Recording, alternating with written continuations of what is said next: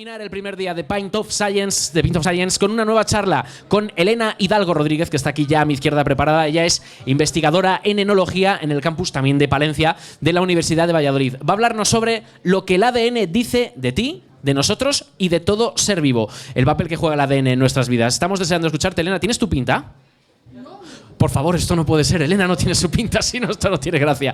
Bueno, la vamos dando un aplauso a Elena y enseguida seguro que llega su pinta de cerveza. Por favor, adelante. Hola, ¿se me oye? Me oigo rara, pero bueno. Es lo que tiene, no te preocupes. Es lo que tiene, ¿no? Aquí se te oye. Bueno, pues primero quería agradecer a todo el esfuerzo que habéis hecho, Héctor, Carmen y los demás organizadores de Pint of Science, porque me parece una excelente iniciativa traer la ciencia a los bares.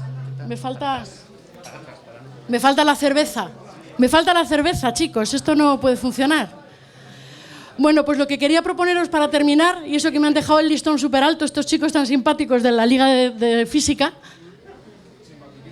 Ahora sí. Mucho mejor. Quería proponeros hablar un poco de ADN. Y es que en los últimos tiempos cada vez oímos hablar más de ADN en la televisión, en las series, en los periódicos, por todos los lados. Estos son dos ejemplos cogidos recientemente de la prensa.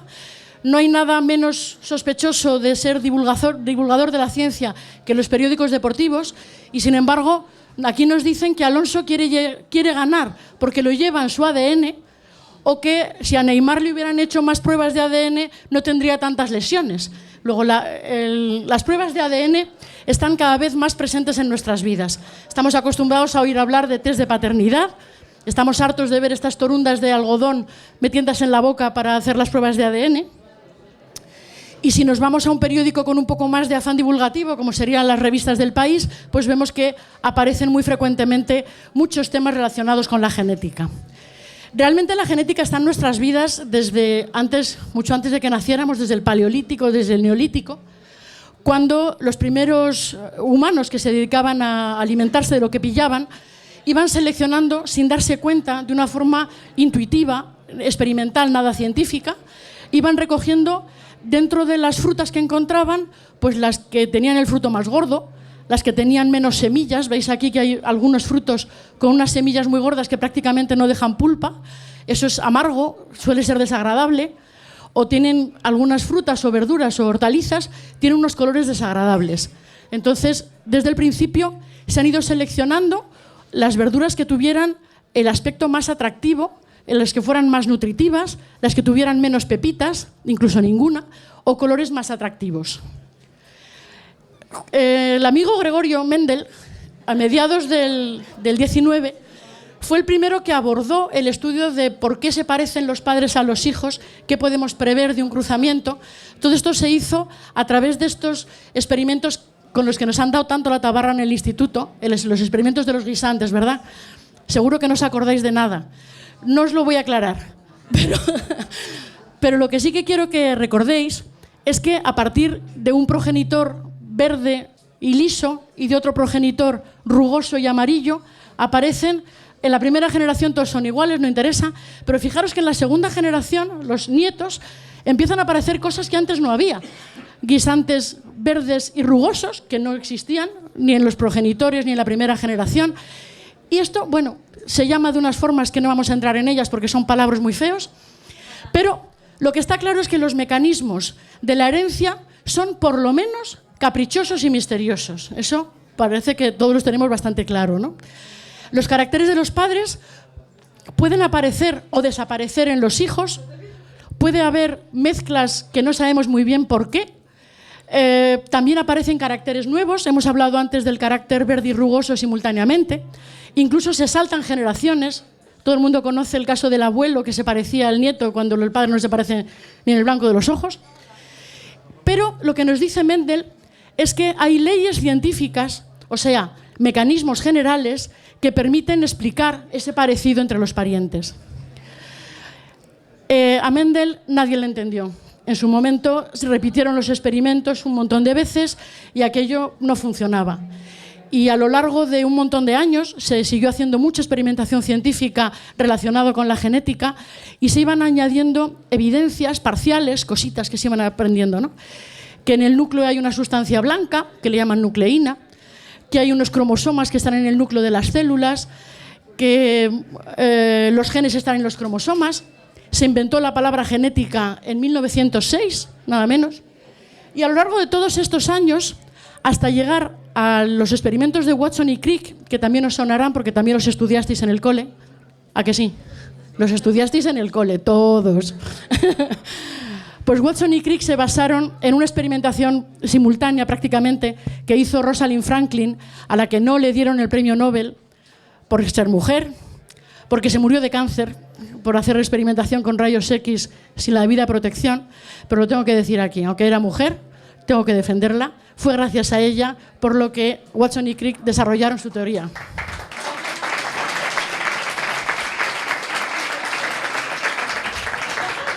Y la teoría que desarrollaron fue que el ADN está estructurado en forma de doble hélice, novedad, ¿verdad? Lo sabemos todos.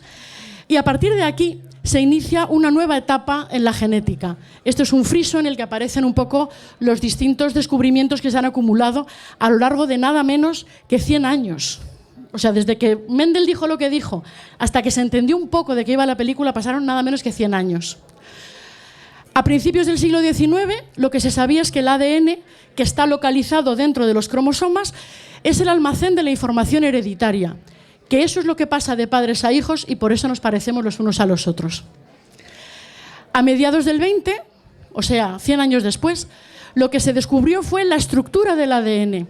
Y no solo eso, sino que todos los seres vivos tenemos la misma estructura química para transmitir nuestra información genética de una generación a otra y además la misma forma de interpretarlo. Eso es un descubrimiento bestial del que no se sabía nada hasta ese momento. Esto abre una nueva era, que es la era de la genética molecular, lo que llamamos la genética moderna, y empieza, podemos decir, en 1965. Entonces tenemos realmente, recapitulando un poco, una etapa premendeliana, anterior a Mendel, en la que todo se hacía de una forma intuitiva y no científica. La etapa mendeliana y de sus seguidores, en la que podemos hablar que es una genética clásica, de mucha experimentación, en la que se van teniendo fragmentos de información, pero no una visión de conjunto de cómo funcionan las cosas. Y solo a partir de 1954, y a partir de ahí, es cuando se empieza a entender un poco más por qué somos como somos, qué dice el ADN de nosotros, que es el título de la charla, ¿no? Y realmente otro hito importante es la primera secuenciación de Sanger. Y es que en el año 77 lo que se descubre es que el orden en el que aparecen los nucleótidos, aquellas letritas ACGT, de las que también hemos oído hablar todos, el orden es el mensaje. Según cómo estén ordenadas esas letritas, así tendremos los ojos azules o verdes o negros, tendremos tendencia a desarrollar diabetes o cáncer de mama o nada, tanto mejor. Y esto es lo que explica todo. Y a partir de ahí, lo que se hizo fue una gran cantidad de investigación tecnológica dedicada a leer cada vez con mayor rapidez y con mayor precisión lo que pone en el ADN. Descubrimos que era interesante saber si eso es ACGT o ATTGC. Entonces eso es lo que aprendimos a leer desde el año 77 y seguimos aprendiéndolo todavía, hemos ido desarrollando nuevas técnicas. Como veis en esta gráfica, bueno, es en la gráfica anterior, aquí, lo que vemos es que a partir de del 2005-2007 más o menos, se produce un incremento bestial en la cantidad de información genética que tenemos, en la cantidad de secuencias de ADN que se han ido acumulando. Y esto es porque, como somos humanos, lo que más nos gusta son los humanos. Y lo que queremos es saber cómo funcionamos nosotros. Habréis oído hablar del proyecto del genoma humano, ¿verdad? Y de cosas tan feas como la secuenciación de nueva generación, la epigenética, la bioinformática. No vamos a entrar en estos detalles, no os preocupéis. Lo cierto es que a partir del 2000 y pico, 2000, 2003, 2005, cae en picado, la gráfica, la línea azul representa el coste económico que supone la secuenciación. Al caer drásticamente a partir de 2005, se incrementa, y esta es la línea roja, se incrementa drásticamente también la cantidad de información genética que podemos acumular. Cuanto más barato, mejor lo hacemos, ¿no? Y esa es la situación que nos encontramos ahora. Tenemos un montón de información genética, que serían como libros, en los que sabemos leer el ADN, pero el problema que tenemos es que estamos agobiados. Tenemos demasiada información genética y nos faltan manos, neuronas, ordenadores para saber qué demonios ponen esa información genética. Y aquí es donde, bueno, quiero entrar entonces en cómo podemos averiguar cuál es el significado de esta información genética que ya sabemos leer. Y para eso voy a establecer una analogía con el lenguaje humano. Si cogemos el castellano, el español, que paso lo tenemos aquí al lado, pues podemos ver que tenemos 28 letras, ¿de acuerdo? Que además se organizan separándose por espacios con 2 o 5 o 17 letras todas seguidas, y eso constituye palabras. Esas palabras tienen significado por sí mismas, pero el significado gordo lo adquieren cuando se juntan en una oración, en una frase, ¿de acuerdo? Que empieza por una mayúscula, que termina con un punto, en fin, todas estas cosas que también nos contaron en el cole. Por ejemplo, en un lugar de La Mancha de cuyo nombre no quiero acordarme. Eso serían palabras puestas una a continuación de otra. Es una frase. Pero todavía necesitamos saber cuál es el significado de esa frase. ¿Qué semántica tiene esto? Y entonces el significado de esa frase es: os voy a hablar de un sitio que me trae malos recuerdos. Lo podemos decir de otra manera, pero eso es lo que significa. Estamos de acuerdo, ¿no? Y si además de saber el significado de cada palabra y el significado de la frase lo ponemos en un contexto determinado, por ejemplo, en nuestra cultura española, todos hemos ido al cole y todos nos hemos aprendido las primeras palabras del Quijote. Nosotros sabemos que esto es el Quijote, pero si le preguntas a un chino probablemente no sabe. Aunque sepa español, probablemente no sepa que esto es el principio del Quijote. ¿Vale? Pues con la genética pasa una cosa parecida. Tenemos también un lenguaje, que ya he dicho antes que es universal, que es el ADN, ACGT. Que seas el virus más miserable o el Premio Nobel de la Paz, tu mensaje genético está siempre escrito en forma de ACGT. Pero esto es como los malos estudiantes que se compran el libro o fotocopian los apuntes y los dejan ahí. Eso no vale. Hace falta leerse los apuntes. Si puede ser, entenderlos. Y no solo volcarlo el día del examen, sino saber utilizar esa información cuando uno sea físico, ingeniero o enólogo. ¿Vale? Y eso es lo que hacen las proteínas. Las proteínas transforman ese mensaje que está escrito en ACGT en acciones, actividades. ¿Vale? ¿Veis cómo el ADN es una ristra de letras todas seguidas, que aparentemente no tiene mucho significado, es muy monótono? Pero en ese mensaje están todas las características. Tener ojos azules, tener el pelo rizado, ser capaz de aprender inglés, todo eso está escrito ahí dentro. De la misma forma que la piedra Rosetta facilitó el transformar unos lenguajes en otros y poderlo entender, nosotros tenemos también nuestra piedra Rosetta, que es el código genético. Y a partir de tripletes, o sea, de grupos de 3 nucleótidos, se estableció en los años 60 una equivalencia entre los nucleótidos y los aminoácidos. Y los aminoácidos ordenados son los que dan lugar a estas actividades. Es nuestra piedra Rosetta. Por eso cuando la gente dice, es que lo lleva en su código genético, lo llevamos todos en el mismo código genético. Lo que tenemos son distintas versiones de los genes, pero el código genético es universal para todos. O sea, que no me hagáis ese error, ¿vale? Bueno, ¿veis? Cuando se descubre el código genético en los años 60, por cierto, tengo que decir que participó un español, Severo Ochoa. Hay que decir lo que hay que decir, ¿vale? Bien, pues ya os dije antes que a partir del momento en el que se abarataron los costes de la secuenciación, creció el interés por secuenciar el genoma humano, que es el que nos interesa. Y a partir del año 85 se plantearon la posibilidad de secuenciar todo el genoma humano, todos los cromosomas. Estamos hablando de millones de letritas. Millones de letritas. 10 a la 12, 10 a la 9, 10 a la 12. Letritas para cada ser humano. Esto se planteó un consorcio internacional con muchos laboratorios y mucha gente de todos los países trabajando de forma coordinada con la intención de, en alrededor de 15 años y con un precio estimado de unos 3.000 millones de dólares, averiguar cuál era el genoma humano. Y se pusieron en marcha. Y en este caso, a los 10 años, ya en 2000, se tenía la primera secuencia del borrador del genoma humano. No sé si conocéis alguna obra pública que se haya hecho en menos tiempo del previsto. y que cueste menos de lo que estaba presupuestado. Os lo ponemos difícil, ¿eh? Esto se consiguió porque, entre medias, se generaron nuevas tecnologías que permitieron ir mucho más rápido de lo previsto. Y, de hecho, hubo otro grupo, en este caso privado, Craig Venter, igual os suena el nombre, que secuenció el genoma de otro humano en solo 3 años y por un precio de alrededor de $200 millones. Os diré que si ahora cualquiera de vosotros quiere secuenciar su genoma, en 3 o 4 días y por $500 lo tenéis. Aparte de empapelar la habitación, no sé para qué más vale, pero si alguien tiene curiosidad, que no sea por esto, ¿no? Bien, el caso es que tanto a través del consorcio público como de la empresa privada se había secuenciado el genoma de un humano. Y ese humano era hombre o mujer, alto o bajo, tenía o no tenía diabetes, pero era uno. Y eso no nos interesa. Lo que queremos es saber cómo funcionamos todos los humanos. Y para eso, lo que tenemos que hacer es ver las variantes genéticas, las diferencias que existen en los genomas. Y de la misma forma, bueno, le llamamos mutaciones porque somos así de pijos, pero realmente son cambios en la secuencia, en el orden en el que aparecen los nucleótidos, que tienen significado biológico.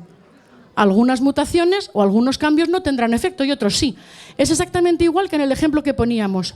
Si nosotros cambiamos, por ejemplo, el orden de las palabras de en un lugar de la Mancha, podemos decir, no quiero acordarme de la Mancha en un lugar. Bien, eso no significa nada, no tiene mucho interés, ¿no?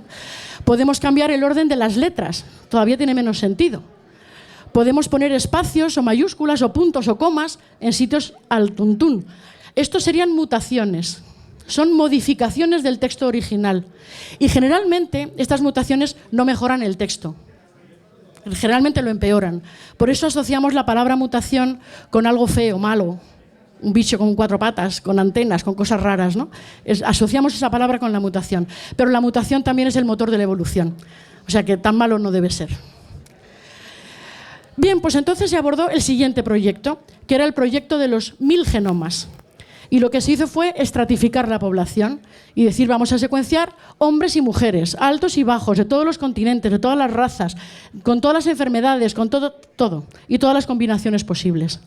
Y eso se pudo hacer porque, entre medias, había vuelto a bajar el precio enormemente, había bajado el precio de la secuenciación. Y con toda esta información, lo que obtuvimos es, finalmente, un mapa bastante próximo de cómo somos genéticamente. Aparecen los 23 pares de cromosomas, aparecen los 25.000, 30.000, bueno, un minuto para atrás, eso.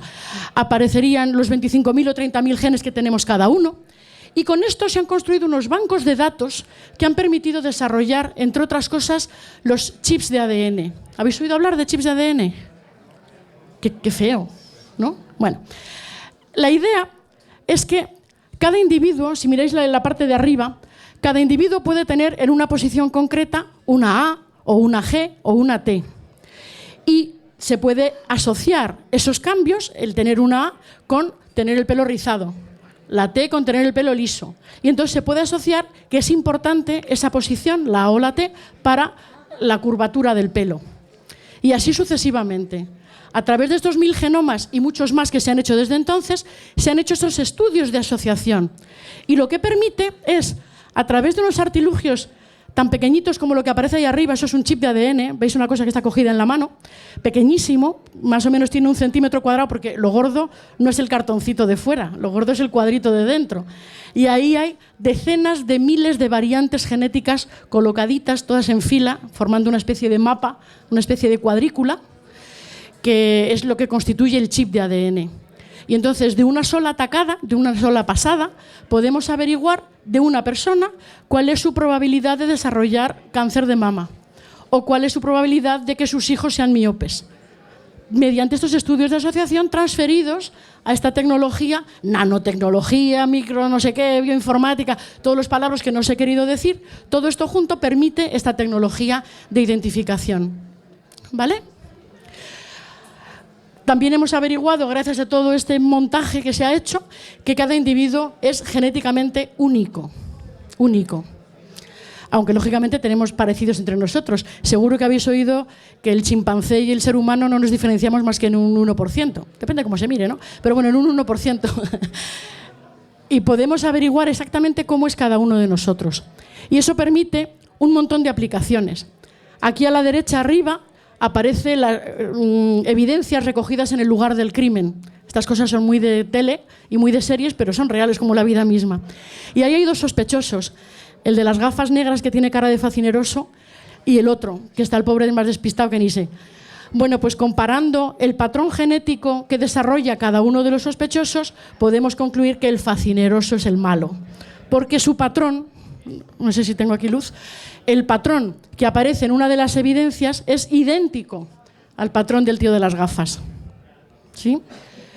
Otra cosa, otra aplicación posible. ¿Recordáis un escándalo que hubo hace unos años con las albóndigas de Ikea, que si tenían caballo, que si tenían no sé qué? Bueno, pues esto se puede detectar porque el ADN de caballo tiene diferencias respecto al ADN de vaca o de cerdo o de pollo. Y entonces se puede hacer un test genético que permita saber si en una hamburguesa, después de cocida, fijaros, aquí he puesto unos raviolis que tienen carne picada, mezclada con pimiento y cebolla, rehogado, picado, cocido, congelado, vuelto a cocer. Y a pesar de todo, el ADN sigue ahí. El ADN es una molécula muy estable. Y se puede saber si en ese ADN el relleno de los raviolis hay o no hay algo de caballo. Fijaros que la potencia de la técnica. Otra posible aplicación. ¿Os acordáis también el año pasado hubo un problema con el ébola? Hubo una chica que la tuvieron encerrada, una enfermera que se había picado, que si subía, que si bajaba la carga. Bueno, pues se puede hacer también de forma cuantitativa, no solamente si tiene o no tiene virus del ébola, sino cuánto tiene. Y si eso va creciendo o decreciendo. Con lo cual, imaginaros la herramienta tan potente que es desde el punto de vista médico, ¿no? O, en este caso, si la ensalada que estamos comiendo tiene maíz transgénico o no.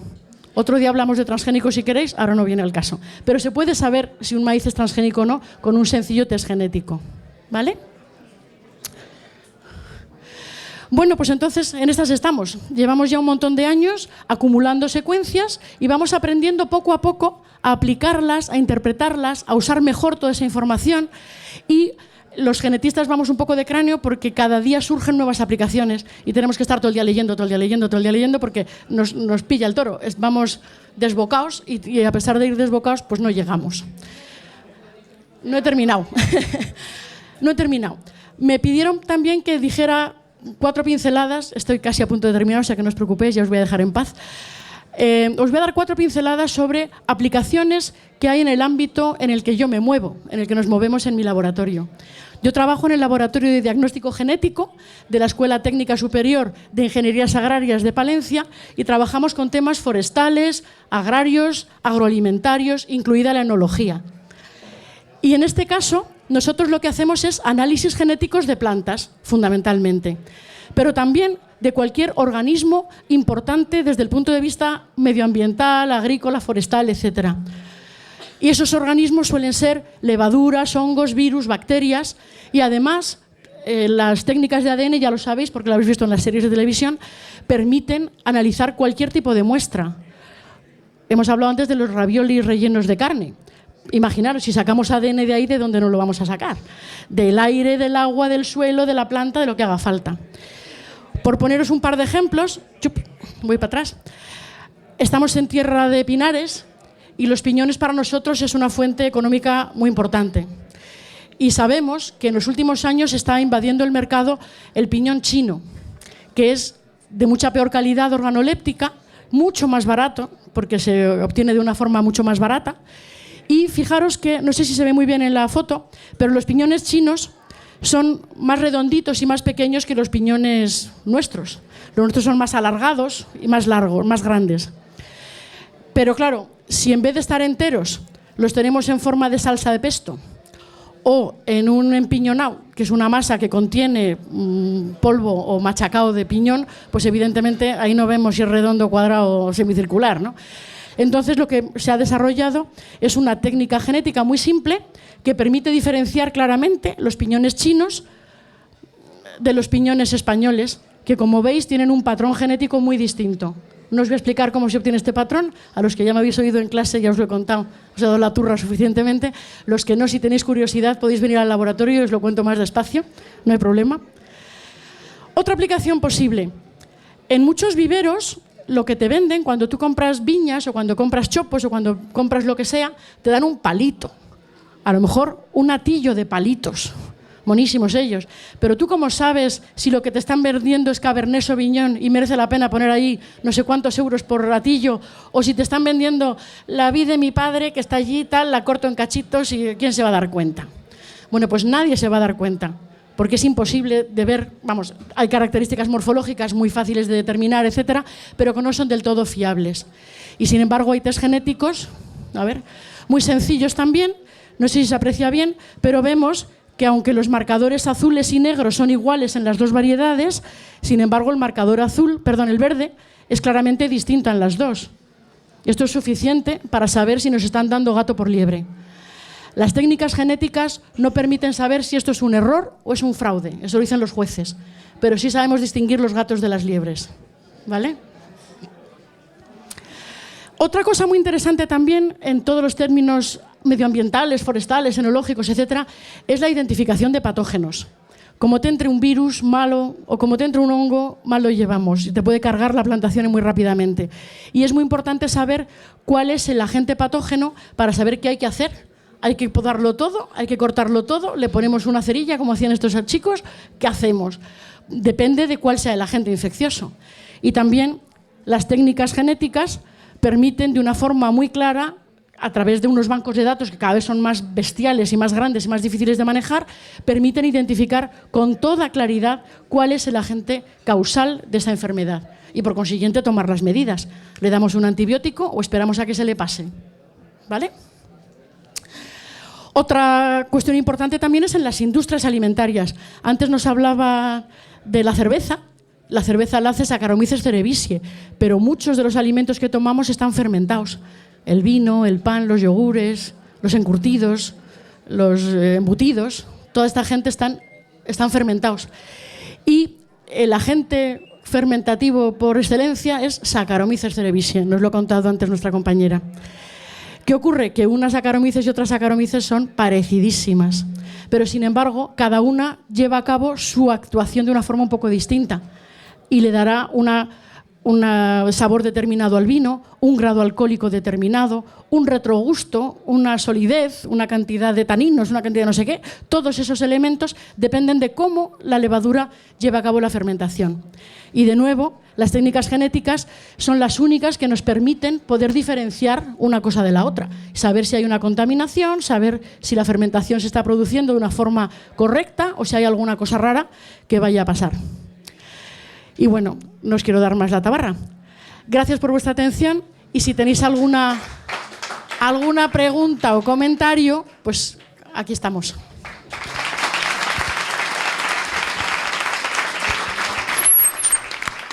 Muchísimas gracias, Elena. Apasionante mundo este del ADN, sin duda, ¿eh? Hemos aprendido un montón de cosas. Yo por lo menos, creo que me he enterado por lo menos de un 5% de las cosas que has explicado, más o menos. Un día me paso por el laboratorio y me explicas más cositas. A vosotros nada, os damos las gracias. Con esto terminamos esta primera jornada de Pint of Science 2016 en Valladolid.